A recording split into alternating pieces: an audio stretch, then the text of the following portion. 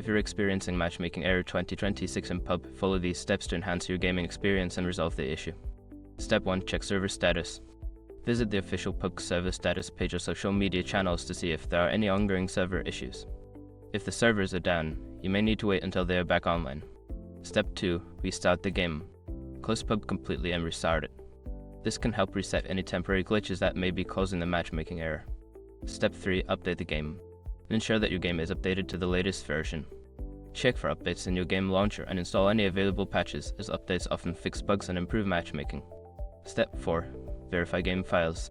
If you're playing on PC, use the game launcher to verify the integrity of the game files.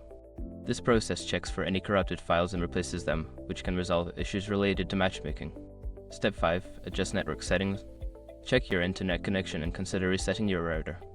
Additionally, try using a wired connection instead of Wi-Fi for a more stable experience. You can also change your DNS settings to public DNS like Google DNS for potentially better connectivity. By following these steps, you should be able to enhance your experience and resolve the matchmaking error in PUBG. Happy gaming!